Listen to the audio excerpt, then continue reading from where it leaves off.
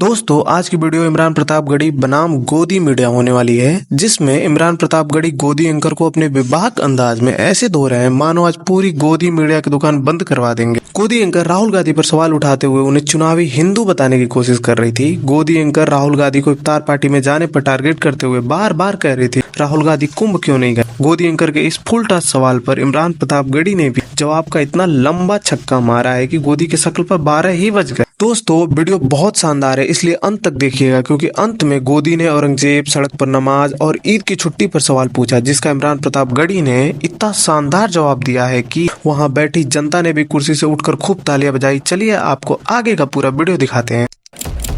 तो जो इल्जाम लगा करके राजनीतिक फायदा भारतीय जनता पार्टी उठाना चाहती है, उस खेल में मीडिया क्यों फंसता है? मुझे लगता है मीडिया को तो क्लियरिटी लानी चाहिए, मीडिया को तो खुल के बताना चाहिए कि भारतीय जनता पार्टी का प्रोपेगेंडा है ये। फायदा तो कांग्रेस भी उठाती है ना, तो शाहीन बाग में ही आपको सामने क्यों करती है? कुंभ में तो वो आपका चेहरा सामने नहीं लाती। नहीं, कब हमको कांग्रेस पार्टी ने कब आगे किया शाहीन बाग में? नहीं, जब भी कोई ऐसे मुद्दे होते हैं, वक्फ के मुद्दे होते हैं, शाहीन बाग के आंदोलन में पद्मजा जी आप सबसे मुखर आवाज। दलाल दलाल यहाँ देखिए, यहाँ होता क्या है ना, आपकी पार्टी नहीं करती है, मीडिया ढूंढती है। मुझे भी हैरत होती है कि इमरान प्रतापगढ़ी यहाँ बैठे हैं तो मुझसे इस पे बात नहीं होगी कि मैंने पिछले 3 साल में देश की राज्यसभा में कौन कौन से विषयों पे बात की।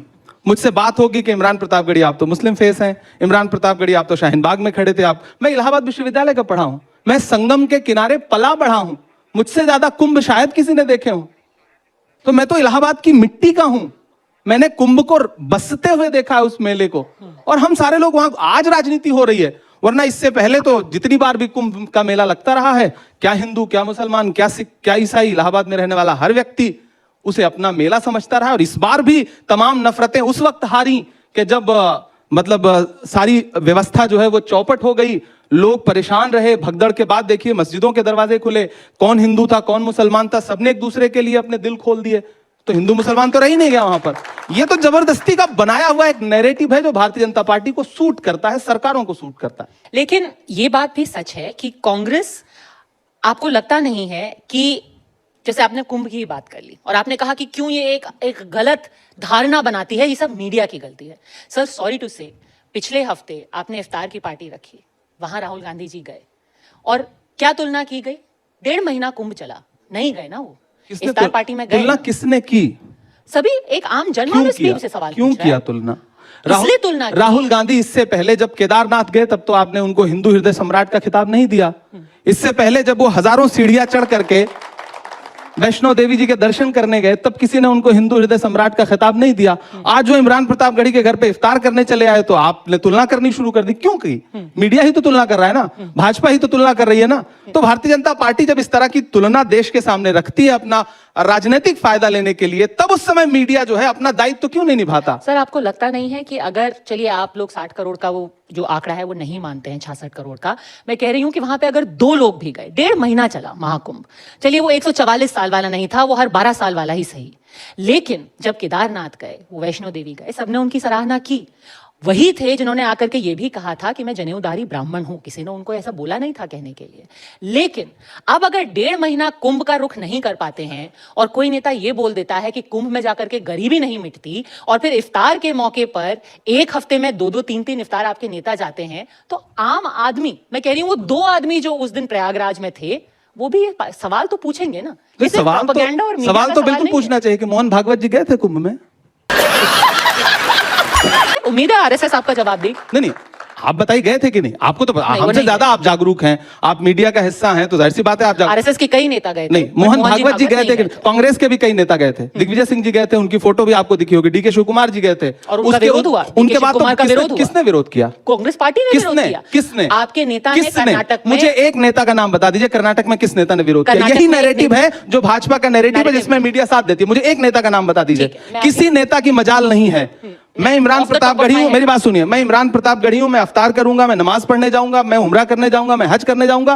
कांग्रेस पार्टी का कोई नेता मेरा विरोध नहीं करेगा। कोई केदारनाथ जाए, कोई वैष्णो देवी के पास जाए, कोई गंगा में स्नान करने जाए, किसने आज तक, कौन विरोध करता है? कैसी बात? यही तो सबसे बड़ा झूठ है जो परोसा जाता है। डीके शिव कुमार जी का किसने विरोध किया? बड़े गर्व के साथ उन्होंने स्नान किया, उनकी तस्वीरें देश के सामने आई। दिग्विजय सिंह, जिस पर भारतीय जनता पार्टी क्या क्या आरोप नहीं लगाती, वो गए, उन्होंने स्नान किया। मुझे बताइए, नीतीश कुमार जी गए थे?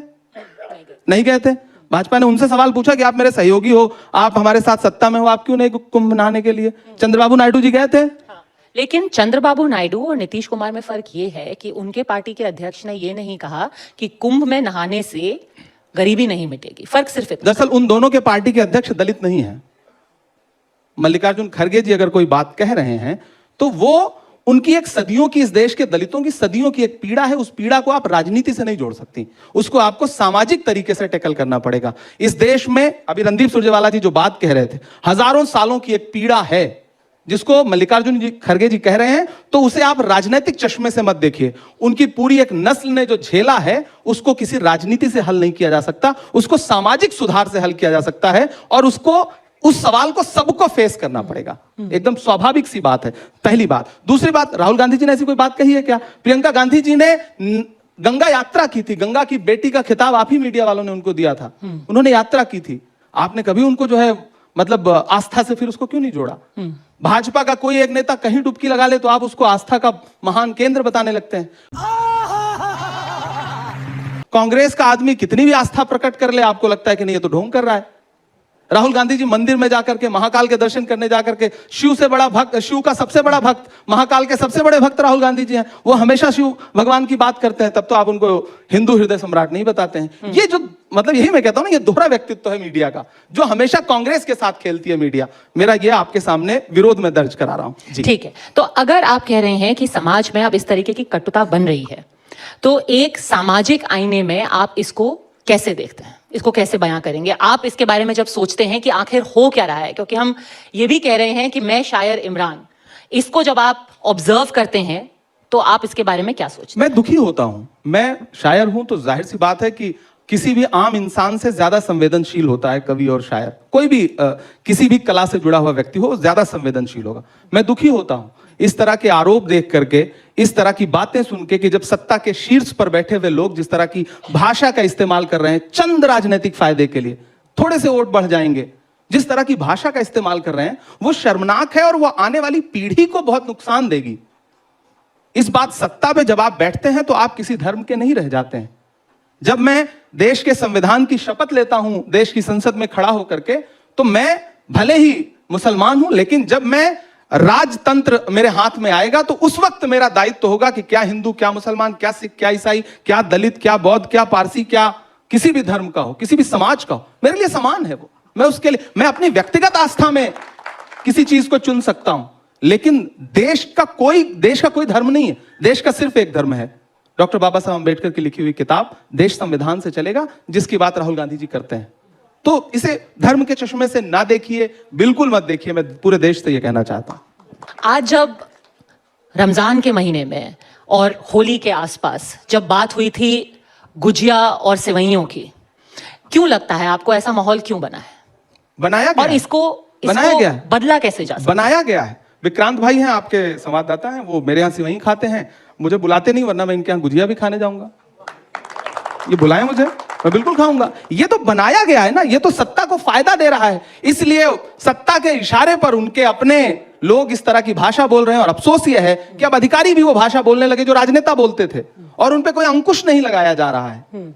इस देश के संविधान को हर दिन कमजोर किया जा रहा है। नई पीढ़ी को इस तरह के बयान सुन के हो सकता है कि कहीं थोड़ा सा रोमांच आता हो, लेकिन वर्दी का कोई धर्म नहीं होता है। वर्दी का सिर्फ एक धर्म है, देश में एकता, अखंडता, उसकी एकजुटता, संविधान के प्रति संकल्प, सिर्फ एक धर्म है वर्दी का। अगर कोई अधिकारी उसका पालन नहीं कर रहा है तो उसके खिलाफ सरकार क्या कार्रवाई कर रही है, सरकार बताए। मुझे लगता है यह सवाल इमरान से नहीं पूछा जाना चाहिए, यह सवाल भारतीय जनता पार्टी के सत्ता में बैठे हुए नेताओं से पूछा जाना चाहिए, यह सवाल जगत प्रकाश नड्डा जी से पूछा जाना चाहिए। अगर अभी वो सीओ संभल के अनुज चौधरी आपको सुन रहे हैं, आप क्या बोलेंगे उनको? नहीं, मैं उनको कुछ नहीं बोलूंगा। मैं तो नड्डा जी से कहूंगा, मोदी जी से कहूंगा।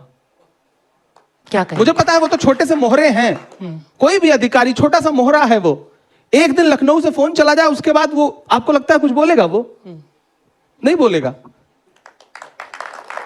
लखनऊ से फोन नहीं जा रहा है, बल्कि संबल दिया जा रहा है, ताकत दी जा रही है। और फिर मुझे लगता है कि जिस दिन दिल्ली से फोन चला जाए लखनऊ, तो फिर लखनऊ फोन कर देगा उसको। यह कब होगा? मैं इसी बात को तो देश की संसद में हर बार उठाता हूं कि ये जो भाषा बोली जा रही है देश में, ये बुलवाई जा रही है, ऐसे ही नहीं। इससे पहले भी तो ईद आती थी, इससे पहले भी तो होली आती थी, इससे पहले भी तो अलविदा होता था, जुमे की नमाज होती थी। इससे पहले कोई अधिकारी इस तरह की भाषा क्यों नहीं बोलता था? और अगर आज बोल रहा है तो उसका जिम्मेदार कौन है? जिम्मेदारी क्या दोनों तरफ की नहीं होती है? क्योंकि कहते हैं कि ताली एक हाथ से नहीं बजती। अगर आप कह रहे हैं कि माहौल खराब हो रहा है, माहौल तो तब भी खराब होता है अगर कोई औरंगजेब का महिमा मंडन करने लगता है। और आप कह रहे हैं कि ठीक है ये डिस्ट्रैक्शन है, मीडिया की गलती है। मीडिया तो किसी के मुंह में उंगली डाल करके नहीं कह रही है कि आप औरंगजेब को कहिए कि वो बहुत महान नेता थे, बहुत महान नायक थे, या कोई ये भी नहीं कह रहा। सर मैं जिम्मेदारी से ये कहना चाहती हूँ। कौन बता रहा है महान? मैं जानना चाहता हूँ। अबू आजमी ने क्या बताया? अबू आजमी ने क्या बताया? उन्होंने कहा कि वो भी एक महान नायक, उनका एग्जैक्ट अगर वर्ड मैं याद करूं, उन्होंने कहा कि औरंगजेब भी उनकी अपनी जगह है इतिहास में। हर व्यक्ति वाकपटु नहीं होता। औरंगजेब भी महान आदमी था। हर व्यक्ति वाकपटु नहीं होता। बहुत सारे नेता ऐसे हैं जो बोलना कुछ और चाहते हैं, भाषा में वाकपटुता नहीं होती, कुछ और निकल जाता है। मीडिया उसको कुछ और बता के पेश करता है, भाजपा उसको कुछ और बता करके देश के सामने रख देती है। इस देश में नायक महात्मा गांधी हैं, पंडित जवाहरलाल नेहरू हैं, सरदार वल्लभ भाई पटेल हैं, मौलाना आजाद हैं। जिन जिन लोगों ने, डॉक्टर बाबा साहब अंबेडकर हैं। इस देश को जब मुझसे पूछा जाए तो मैं ये कहूंगा कि इस देश को जिन जिन लोगों ने लोकतंत्र दिलाने में, संविधान दिलाने में रत्ती भर भी मदद की है, वो सब इस देश के नायक हैं। पर और बाकी कोई नायक नहीं है। पर अबू आजमी अब जबरदस्ती के नायक ढूंढ करके, खलनायक ढूंढ करके, राजेश रेड्डी का एक शेर है कि नई लाशें बिछाने के लिए गड़े मुर्दे उखाड़े जा रहे हैं। ये गड़े मुर्दे उखाड़ना बंद करिए। कौन उखाड़ रहा है? आप सोचिए ना, इसके पीछे फायदा किसको है? 300 साल पुराना, 400 साल पुराना इतिहास बताइए। अभी कहिए कि 1857 में जब अंग्रेज जो है वो गोलियां मार रहे थे, उन पे बात कर लीजिए तो बात नहीं करेंगे। जलियांवाला बाग पे बात कर लीजिए तो उस पे बात नहीं करेंगे। यहां जाकर के कोई एक बोर्ड लगा होगा तो उस पे कालिक पोत देंगे। मुझे क्रेडिट नहीं चाहिए। लेकिन इसी दिल्ली में बहुत सारे अंग्रेजों से जुड़े हुए स्मारक हैं, उनकी यादें हैं, उस पे एक शब्द नहीं बोलेंगे। तो ये जो राजनीति है इसको समझिए, और मतलब ऊपर वाले के लिए इस राजनीति से देश को आजाद कराइए, वरना ये राजनीति देश को बहुत खराब दिशा में ले जा रही है, अराजक बना रही है, लोगों को बहुत नुकसान हो रहा है। ये मैं पूरे देश से कहना चाहता हूं। 400-500 सालों का इतिहास सुन करके, गड़े मुर्दे उखाड़ करके, उस पर संवाद करके, उस पर बात करके क्या हासिल हो जाएगा? और बहुत महत्वपूर्ण बात, आप बहुत पढ़ी लिखी हैं, मैं भी थोड़ा बहुत पढ़ा लिखा हूं। हम इतिहास को कैसे समझें? किताबों से समझें या व्हाट्सएप यूनिवर्सिटी पे जो भाजपा का आईटी सेल भेज रहा है उसको सत्य माने? मैं यहां बैठ के टीवी 9 पे पूछना चाहता हूं। नहीं, हमें सिर्फ तथ्यों पे जाना चाहिए। तथ्यों पे जाना चाहिए। तथ्य पढ़िए, हमसे कुछ पूछने के बजाय कि कौन नायक था, कौन खलनायक था। आप खुद इतिहास में ढूंढिए ना कि किसकी क्या स्थिति थी, किसके बारे में क्या लिखा है। इस पे नेताओं से आप बुलवाओगे, भारतीय जनता पार्टी फिर उस पर काउंटर करेगी। वो जैसे मुर्गा लड़ाने वाला खेल चल रहा है, फायदा कोई और उठा रहा है। मैं इस पूरे खेल के खिलाफ हूं। दरअसल मैं चूंकि शायर भी हूं, नेता बाद में हूं, तो मैं इस पूरे खेल को मैं अभी सवाल जब पूछ रहे थे विक्रांत जी, रणदीप सुरजेवाला जी से, तो मैं उस समय सदन में मौजूद था जब ये सब हो रहा था। जब वो बोल रहे थे रामजीलाल सुमन जी, तो सत्ता पक्ष के सारे लोग चुपचाप बैठे थे। फिर थोड़ी देर बाद उनको याद आया कि इस पे तो फायदा उठाया जा सकता है राजनीति। फिर राजनीति शुरू हुई। नहीं, किसको याद तो राजनीति रामजीलाल सुमन को नहीं याद आया कि राजनीति फायदा दोनों को नहीं याद आया। दोनों को नहीं याद आया। ना रामजीलाल सुमन जी को उस समय याद था, ना भाजपा को याद था। मैं तो बैठा था ना, हम तो तटस्थ थे, हम तो तीसरी तरफ थे। तो गलती इसमें किसकी है? अब जिसकी आप गलती निकाल दें। नहीं, आप तो मौजूद नहीं, हम कह रहे हैं, नहीं, मैंने कहा ना, आप जिसकी गलती चाहे उसकी गलती निकाल दें। नहीं, लेकिन अल्टीमेट मेरी बात सुनिए। मैंने कहा ना, मैंने मीडियल हिस्ट्री पढ़ी है, मैंने एंशिएंट हिस्ट्री पढ़ी है, मैंने मॉडर्न हिस्ट्री पढ़ी है, मैं पढ़ा लिखा व्यक्ति हूं। मैं तो कह रहा हूं ना, मैं तो देश से पूछना चाहता हूं। मैं इतिहास की किताबों से पढ़ूं, इतिहास की किताबों में जो लिखा है उससे उस पे बात करूं, या जो व्हाट्सएप यूनिवर्सिटी पे और फेसबुक पे रोज पढ़ाया जा रहा है उस पे बात करूं। नहीं, बिल्कुल इतिहास की किताबों पे बात करें। इसीलिए क्यों मीडिया में मौजूद हर व्यक्ति पढ़ा लिखा है, भारतीय जनता पार्टी का भी हर नेता पढ़ा लिखा है, ज्यादातर तो पढ़े ही लिखे हैं, तो वो क्यों नहीं उन किताबों को उठा के पढ़ते? और फिर रणदीप जी ने बहुत अच्छी बात की, मैं बार बार उनको कोट कर रहा हूं कि आप सवाल ना करो किसी अच्छे विषय पे, इसलिए उठा के लाएंगे। आप पूछोगे कि भैया इसी देश में 100 रुपए किलो टमाटर कैसे बिक रहा है, तो बोलेंगे औरंगजेब क्रूर था या अन्यायी था। मानते हो कि नहीं मानते हो? अरे बिल्कुल मानते हैं भाई, पूरा देश मानता है। इसमें सवाल कहां से बनता है? हर राजा जो सत्ता के विस्तार के लिए लड़ रहा था, उस सब अपने समय में उसने क्रूरता दिखाई, कोई भी राजा रहा। तो हम उन राजाओं पे बात करने के बजाय जो आज के राजा हैं, जो औरंगजेब से भी मतलब ज्यादा सत्ता विस्तार के लिए लालायित हैं और परेशान हैं और उससे भी बुरा बर्ताव कर रहे हैं जनता के साथ, उन पे बात करें कि हम उस पे जाकर के 500 साल पुरानी बातों पे बात करें? सर देखिए, मीडिया हर बार जो है एक पंचिंग बैग बन जाता है। नहीं, पर मुर्गा लड़ाई आप हमेशा नेताओं को ही पंचिंग बैग बनाना चाहते हो, तो बना लो, मैं बनने के लिए तैयार हूं। मुर्गा लड़ाई, सच बात तो ये है सर, शुरू तो नेता करते हैं, अब सारी वो हल्के गलती से नेताओं अपना की एक है। हिंट डाल देते हैं। मतलब अबू आजमी जी से भी हमने तो नहीं जब मैं बुलवाया, मंचों पे था कभी इम्तियाज सम्मेलन में, जलील को पद्मजा हमने जी, तो नहीं भेजा। जब मैं मंचों पे था तो मैं भी नेताओं पे बहुत कविताएं सुनाता था और बेचारा नेता सामने बैठ करके ताली बजाता था। अब खुद नेता हूं तो मैं सुनने के लिए तैयार हूं, आप सुनाएं, मुझे कोई दिक्कत नहीं। मैं मानता हूं कि सारी गलती नेताओं की ही है, नहीं। लेकिन नेताओं में भी आकर के रोकने का दायित्व तो किसका है? सत्ता आपको क्यों मिलती है? महाराष्ट्र में आपकी सरकार, उत्तर प्रदेश में आपकी सरकार, दिल्ली में आपकी सरकार, आप जो इतिहास देश के सामने रखना चाहते हैं 10-11 साल में उसको स्थापित क्यों नहीं कर पा रहे हैं? इसका मतलब है तो आप झूठा इतिहास पढ़ाना चाहते हैं। अच्छा, आप 10 लोगों को भेज करके कालिक पुतवाएंगे, उसके बाद कार्रवाई का नाटक करेंगे। ये प्रहसन चल क्यों रहा है? एक झटके में सब बदल दीजिए ना। रोज रोज ये खेल क्यों खेल रहे हैं? जितने अंग्रेजों के नाम पे रोड हो सबके नाम बदल दीजिए। मुगलों से इतनी आपत्ति है, सब बदल दीजिए। बहादुर शाह जफर जो आखिरी मुगल बादशाह जिसने 1857 की जंग में अंग्रेजों के खिलाफ भारत के संग्राम का नेतृत्व किया, जिसकी अगुवाई में रानी लक्ष्मीबाई से लेकर के तात्या टोपे तक सब लड़ रहे थे, उस इतिहास को भी मटिया मेट कर दीजिए ना। आपके हाथ में है, कर दीजिए। पर इस विषय पे एक आखिरी चीज बोलना चाहती हूँ। अभी संघ से भी ये सवाल पूछा गया था, उन्होंने कहा था कि बार बार अपनी राजनीति के लिए औरंगजेब को क्यों याद किया जाता है? यही तो मैं पूछना चाहता हूं। दारा शिकोह को भी याद कर सकते हैं। अच्छी बात आपने कही। मुझे हैरत है कि भाजपा फिर संघ को क्यों नहीं मान रही आजकल? क्योंकि भाजपा के नेता पहले जिक्र भाजपा नहीं नहीं मानती करते। क्या? नागपुर के अंदर औरंगजेब जिंदाबाद के नारे लगाए कह रहे हैं कि महाराष्ट्र में एक और जगह थी सर, पहली बात तो जहां किसी ने व्हाट्सएप स्टेटस डाल दिया औरंगजेब पे। आपके पास ऐसा कोई विजुअल है जिसमें जिंदाबाद के नारे लगाए जा रहा हूं? मुझे सुना दें, लड़कों ने मुझे सुना दें। मैं महाराष्ट्र से सांसद हूं, निकलवा करके दिखाते मैं हैं। महाराष्ट्र से सांसद हूं, नागपुर के अंदर मैं प्रोटेस्ट महाराष्ट्र से हुआ। सांसद हूं, मुझे उस पूरे घटनाक्रम की जानकारी है। मैं पूरी जिम्मेदारी से टीवी 9 पे कह रहा हूं कि ऐसा कोई भी विजुअल, ऐसा कोई भी ऑडियो आप सुनवा दें।